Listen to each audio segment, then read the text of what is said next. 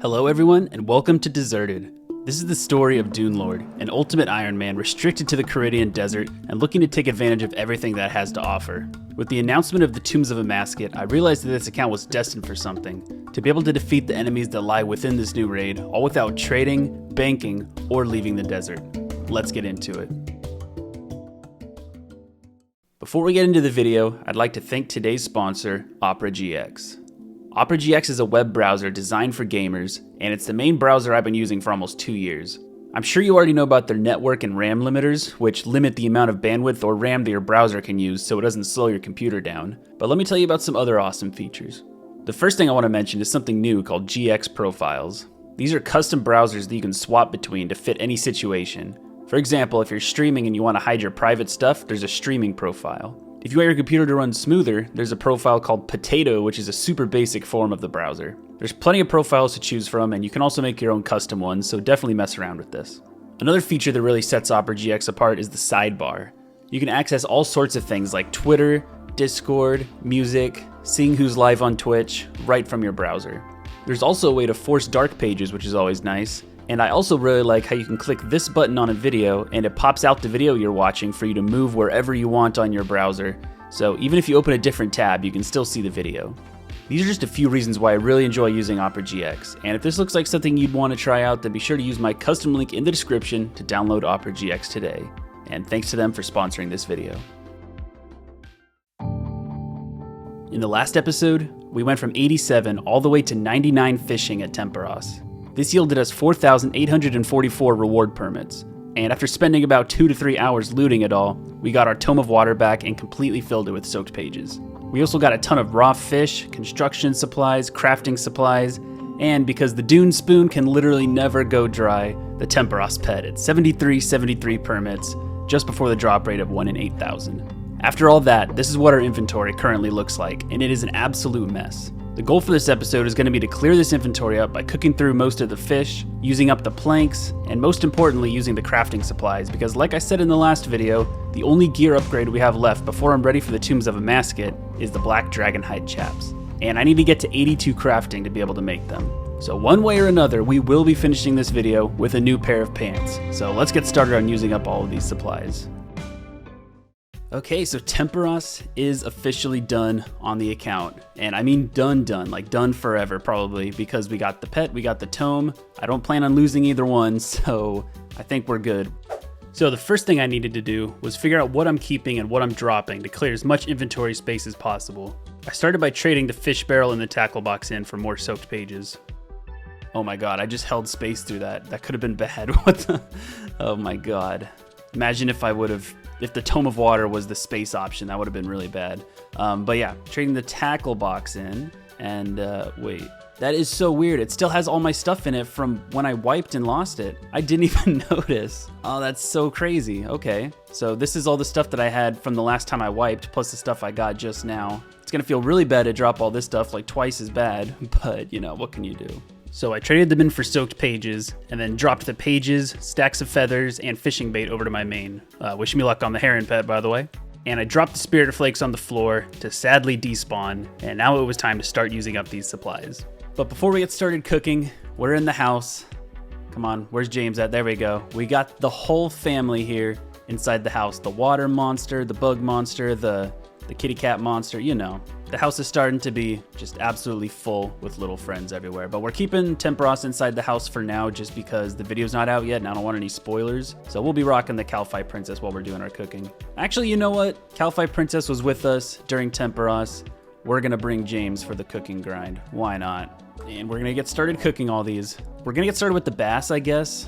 Which it feels backwards to start with the biggest stack first because, you know, technically it would make sense to do the smallest stack first. So like if I'm going through 24,000 bass and I have these 3 inventory spaces clear, like I already cooked through all these, then I would be cooking more bass per hour or something. But I don't know, the burn rates are gonna be so high on the manta rays and the sharks that I figured it's just gonna take a little bit longer. I'll have to drop more often, but we're gonna do the bass first because I shouldn't burn any of these. And we're starting out at 91 cooking, about 40% of the way through. And so I started cooking, armed with 10 free inventory spaces against about 50,000 raw fish. This was gonna be an incredibly long grind, but as fate would have it, about 2,000 fish later, I got an unexpected message, one that would change this account forever. Who is this talking to me right now? Well, let me tell you, it's the messenger. They have an important message for me, and it's from Mesa. Dune Lord, meet me inside the pyramid at the necropolis as soon as you can. It's time to face the Devourer. Well, Mesa, it's not quite time, but this is an excellent transition. The Tombs of Amasket has just come out a couple days ago, and I've been grinding it on my main. It is so fun. It is, oh my god, it's like the best content in the game, and I'm so excited to do it on this account. We do have a couple more chores to do before we can do it on this account, but we're so close. All I need to do is finish clearing out my inventory, and then I'm gonna grind out bolts for the rune crossbow, and then we're ready to go and face the Devourer in the Tombs of Amasket. Even though we're not ready to do the raid quite yet, it being released does change the way we can use up our supplies from Temperos. So let's head over to the Tombs of Amasket for the first time ever on this account, and I'll show you what I mean. Luckily, we got the Pharaoh's Scepter right here, so we can just teleport right over there. And we're right there next to the raid. I debated dropping the Pharaoh's Scepter, and I don't know, I still kind of want to because like it's a whole inventory space when I could have just walked over here, but this is actually really convenient, and we will see if the inventory space is actually, if it matters too much in the raid. So here we are for the first time, entering the pyramid on Dune Lord. Here we are in the lobby for the first time. Actually, I probably just realized that I should drop James off in the house because pretty much what we're doing is we're gonna be death piling. We can die inside the raid, and we can have all of our stuff placed inside of this chest right here. We'll have all of our stuff inside of the chest so that we can pretty much have a full inventory to cook fish with. So instead of having 10 inventory spaces to cook fish with, we got like 27, just the fish we're cooking and then the rest of the inventory. So this is gonna speed up the process by a lot, and it's gonna make this grind very easy. I'm not actually sure if pets are a safe death in the raid or not, but I'm not gonna take the risk with the cat. I might risk it with the Temperos pet or the Calphite Queen pet because they are insured, but not with James. He's too important. Just had to make a quick little pit stop at Pyramid Plunder to recharge my Pharaoh's Scepter, and there we go. Now we can teleport back to Tombs of Amasket. Okay, so in order to store our stuff in the chest, we have to die in the raid. We got to make a party, invocations. The only one I'm going to put on is hardcore run because this means that we only have one life in the raid. So we just run in, plank to a boss or a room or something, and then we die and get spit up outside the raid. So let's try it out. Oh my god, we're finally here on Dune Lord. What a sight. What an incredible sight. I'm trying to think of the fastest room to plank in, and I'm thinking either Krondus or Scabarus or something. Let's try Krondus. Don't get too excited, everybody. I'm not doing the raid quite yet. I just need to run in here and die. So there will be raiding content soon, but not right now. There we go. We have died in the Tombs of Amasket for the first time. And we get spit up outside the raid. The only thing we keep is our rune crossbow because it has an ornament kit on it, and then we can claim stuff back from the chest. It costs 10,500 coins. That's not bad at all. That's like a tenth of what death storage normally costs. So we're gonna grab this, fish, fish, fish, fish. And there it is. Now we have all this inventory space to work with. And the important thing to note is that if I die again while this stuff is inside the chest, it all gets wiped. So I can't do this for anything that's remotely dangerous. So I can do this for skilling, like cooking is fine, construction is fine, crafting is fine, but I can't like go kill locust riders or something with my stuff stored in there. That's the distinction. So yeah, let's go do some cooking. And we're back at the cooking spot. Look at this. We unknowed it, and oh my god, 24 fish at a time. That's literally more than twice the amount of fish we were able to cook before, and this is going to make this so much more enjoyable. We don't have to click back and forth as much. We're just AFKing most of this. So yeah, now we're going to go for 99 cooking. And here we go. The first level of the video is going to be the halfway point. There is 92 cooking, and there is 93 cooking, and here is level 94 cooking. I'm not going to lie to you guys. I have not been putting a lot of time into this cooking grind because Tombs of Amasket just came out about a week ago, and I have been doing almost nothing but that on my main account. So I probably would be like 97 or 98 cooking by now if I put more time into this, but you know, I'm starting to do that now. So there's 94, and we should be hitting 95 tomorrow if I put in the hours. And there it is, 95 cooking. Shout out to these guys who are hanging out here watching me drop the base, you know, so to speak. Recording this clip because we are done with the stack of bass. This was the biggest stack that we got from Temperos, and this is the last 3 bass right here. So now they're all done with these, we're going to start cooking through the swordfish. So the XP per hour is going to get very slightly higher from here. I think they're like 10 more XP each fish. And also we have an extra inventory space because the bass is gone, so an extra fish per inventory. And yeah, a little bit more productive. Oh, and they say like, comment, sub, and ring the bell so you get notified for all the videos. And you know what? I agree. So why don't you go do that right now? And here is another cooking level. There is 96. Today was a pretty big day for cooking XP, I'm gonna say. I think 2 clips ago I got level 95. Yeah, that was earlier today. I got from 94 to 96 in one day, which is pretty solid, I'm gonna say. You know, the trick to it is I didn't do any raids today. I didn't do any Tombs of Amasket on my main account. And that really shows the difference it makes of just actually, you know, cooking fish. Get your cooking level up, who would have guessed it? And here is another cooking level coming in right here, 97, 2 more to go. And we are approaching the very end of our stack of swordfish. That right there is the last one, and we're all done with those. We're actually gonna go back to Tombs of Amasket real quick and reclaim some of our stuff because the plans have slightly changed. I'll show you what I mean in a second. So first of all, I've been having a little bit of anxiety about losing some of this stuff that I have in death storage. So I'm gonna take out my dragon chain body and my dragonstone jewelry just because I can wear it. And I guess also the tome of water. I'll just take out all my stuff I can wear, I suppose. There we go, that feels a lot better. I probably would take out the Staff of Air as well, except the fact that the rune crossbow just by default doesn't get put in the chest because it has an ornament kit on it, and it would take up an inventory space, so Staff of Air is going to be in the chest. But what we're here for is actually the stack of the raw sea turtles. Going into this, I thought I was going to be keeping the raw sea turtles for Tombs of Amasket, but I'm actually going to keep the sharks. Since the raid came out, they have showed the drop table that we get from the raid, and raw sharks is actually one of the drops from the raid. So I'm going to be keeping the sharks on me so that way I can just keep on replenishing the stack of food like as I do the raid, and hopefully I should never need food again on the account between the amount of sharks I have and the ones that I get from the raid itself. So I'm grabbing the raw sea turtles, and we're going to cook through these next, and then the manta rays, and then we're done. There it is, 98 cooking. I'm probably gonna have to take this moment to say that I think this is gonna be the last cooking level we're actually gonna get. I know it's kind of anticlimactic to get to 98 and then, you know, not get the 99, but by the time we're done cooking all these sea turtles and cooking all these manta rays, we're not gonna be at 99. Like, they're gonna get us to like halfway through the level or something like that, and I could cook like, I don't know, like 1,000 sharks to finish the level, but I feel like that would just be a waste of sharks, like just dropping them on the floor when I could just save them for the Tombs of Amasket. So what we're gonna end up doing is just passively getting to 99 as I cook fish for Tombs of Amasket. So sorry that it's an anticlimactic end, but that's the end, or that's the last cooking level for the video. This is it, the very last manta ray right there.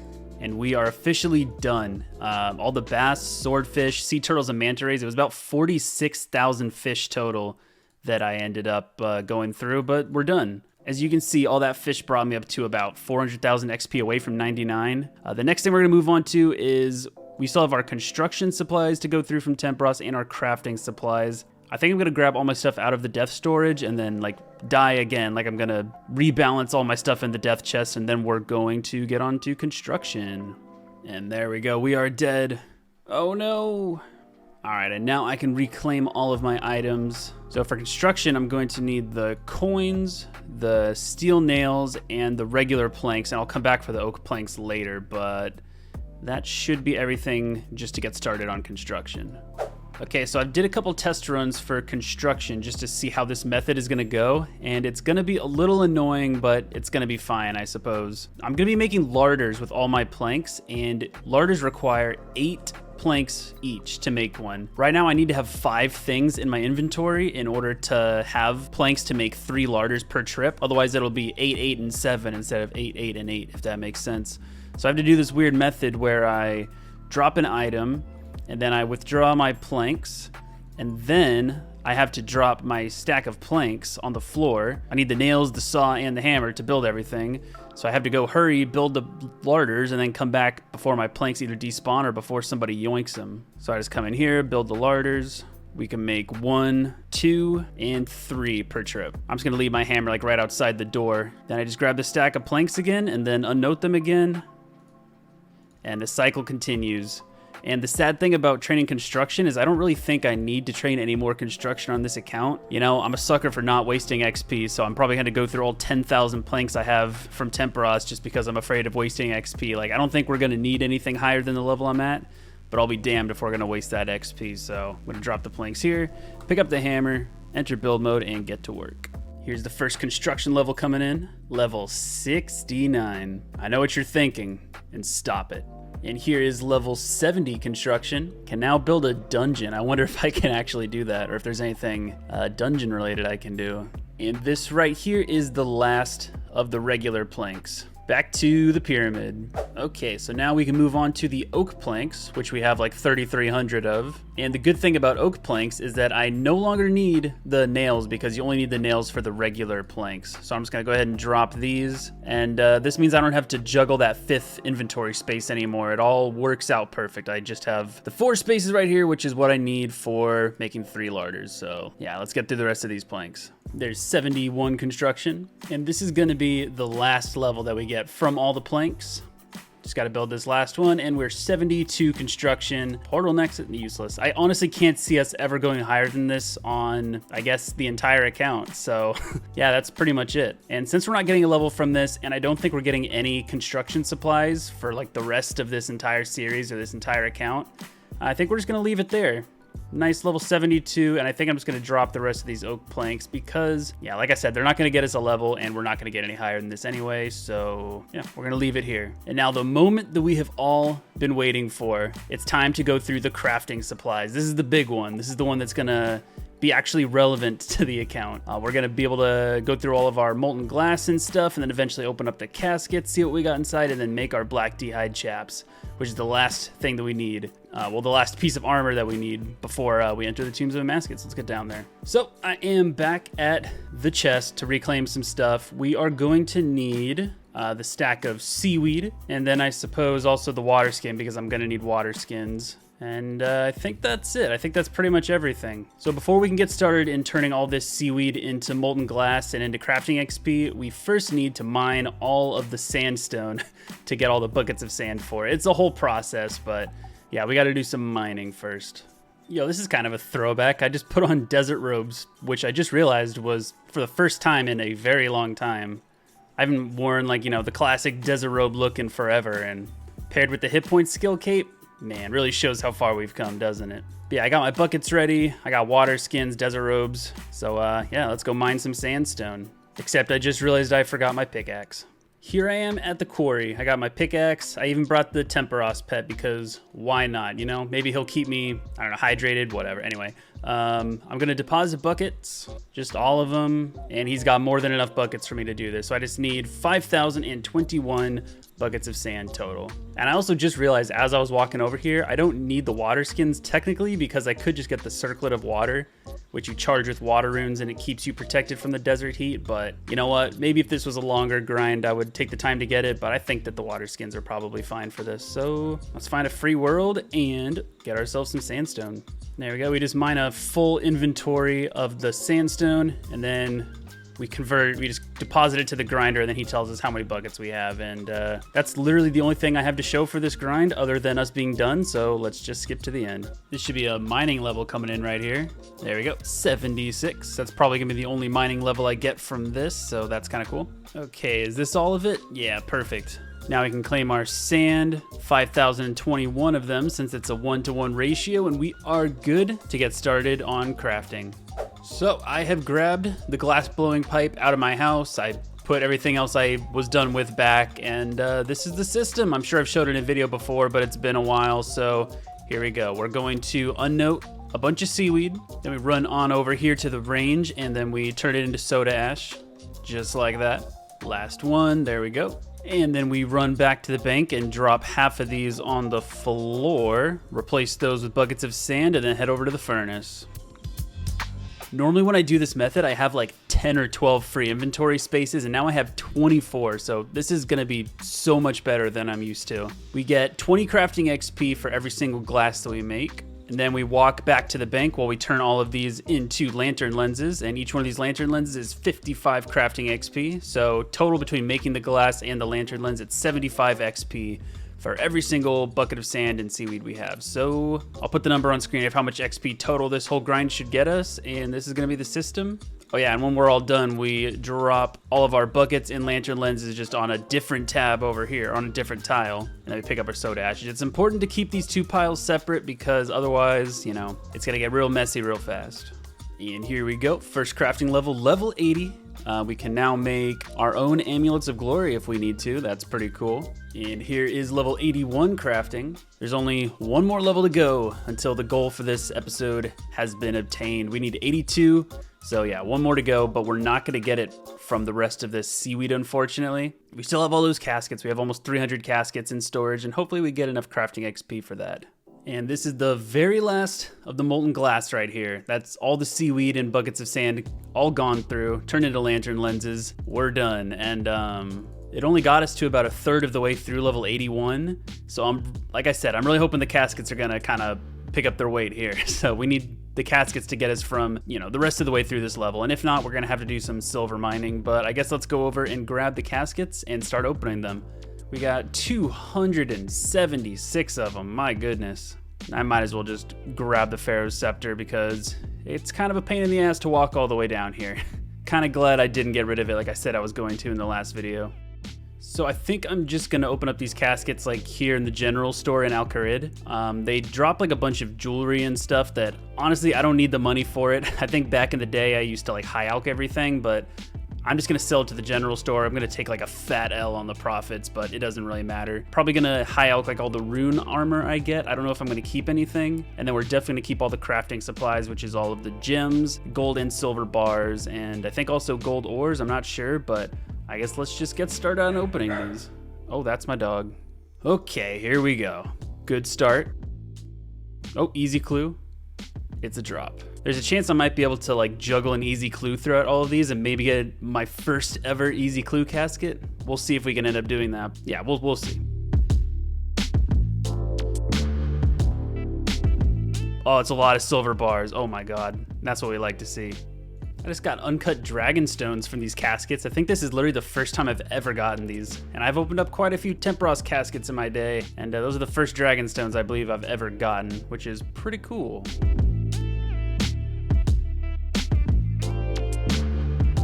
Down to our last 10 caskets here.